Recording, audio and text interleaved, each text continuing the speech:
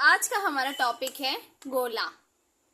हमने पिछली वीडियो में भी पढ़ा था, लेकिन वो गोला नहीं था, वो था एक सर्कल। ये है गोला, इसको इंग्लिश में स्फेयर बोलते हैं। और द एग्जाम्पल आपने बॉल देखा होगा, तो वो हमारा क्या है, वो एक स्फेयर शेप है जिसे गोला कहते हैं। तो हम जानेंगे गोले का संपूर्ण पृष्ठीय क्षेत्रफल क्या होता है और गोले का आयतन क्या होता है।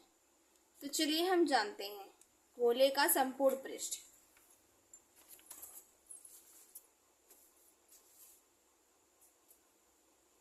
सबसे पहला बात हम करेंगे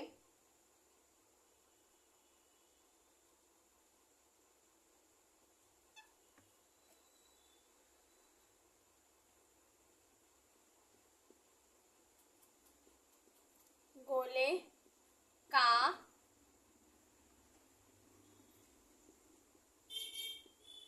संपूर्ण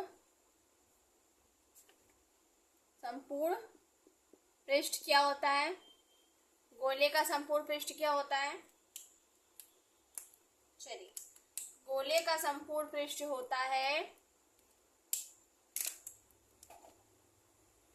4πr²। इस गोले का संपूर्ण पृष्ठ क्या होता है, 4πr²। ठीक, अब इसमें भी क्या होता है। फिर अब हम जानते हैं सेकंड, गोले का आयतन। गोले का आयतन, गोले का आयतन क्या होता है। गोले का आयतन 4/3 ये दोनों फॉर्मूले आप लोग नोट कर लीजिए, इंपॉर्टेंट फॉर्मूले, क्वेश्चन पूछे जाते हैं इस पर आधारित। स्फीयर, ये हमारा स्फीयर है। आपने बॉल देखा होगा, बॉल हमारा किस शेप का होता है, स्फीयर शेप का होता है। तो जिसपे हम बात करेंगे गोले का संपूर्ण पृष्ठ क्या होता है, 4πr²। गोले का आयतन क्या होता है, 4/3πr³।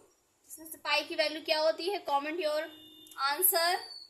पाई की वैल्यू क्या होती है, कॉमेंट योर आंसर। देखते हैं कितने लोग बता पाते हैं। तो अब हम चलेंगे, इस पर आधारित प्रश्नों को हल करेंगे।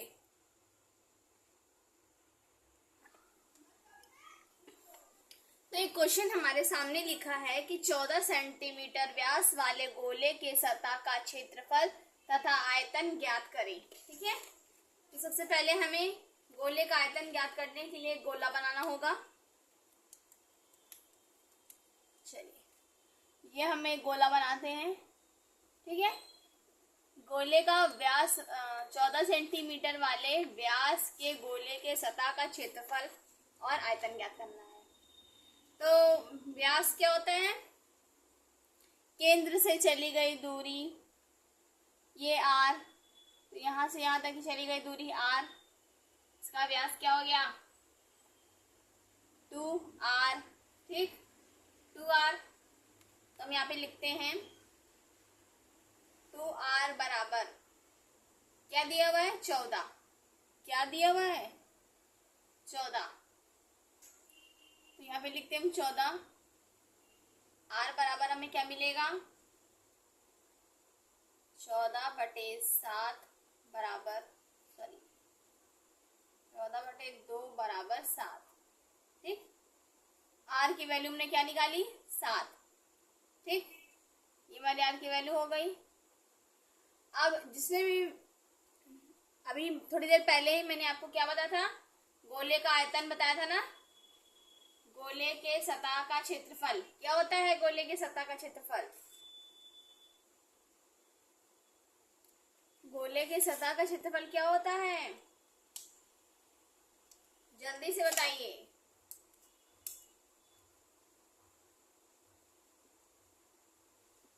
गोले के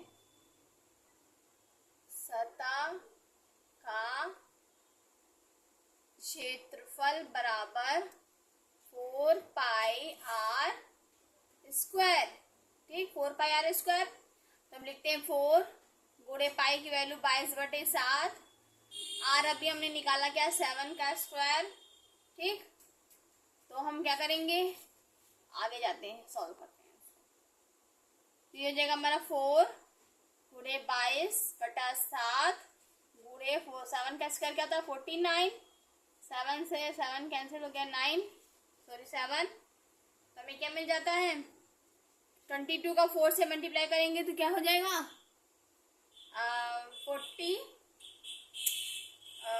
88 इंटू 7 बराबर, दोनों का आपस में मल्टीप्लाई करेंगे तो क्या मिलेगा 616 सेंटीमीटर का स्क्वायर।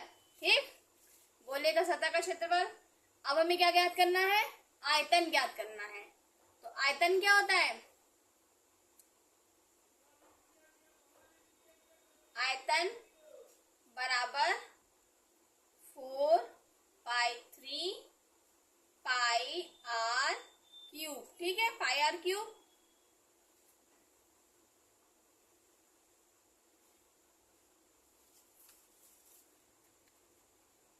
यहां तक आप लोग नोट कर लीजिए, यहां तक नोट कर लीजिए, तो मैं क्लीन करके आपको साफ साफ दिखाती हूँ।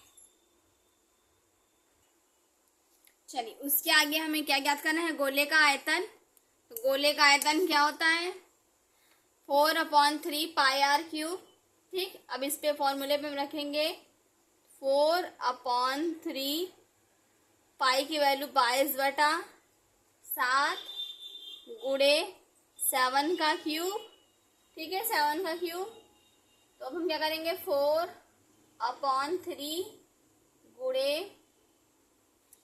ये देखिए एक 7 से एक 7 कैंसिल हो गया, तो यहाँ पे लिखेंगे 22 गुणे 7 स्क्वायर बराबर 4/3 गुणे 22, 7 का स्क्वायर क्या होता है 49।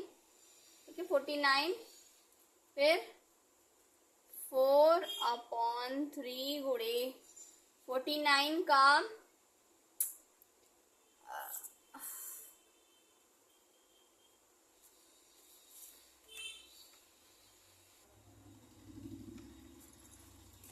देखिए 4 का हम 4 का हम 22 में गुणा कर देंगे तो हमारे पास हो जाएगा 88 गुणे 49 बटे में 3।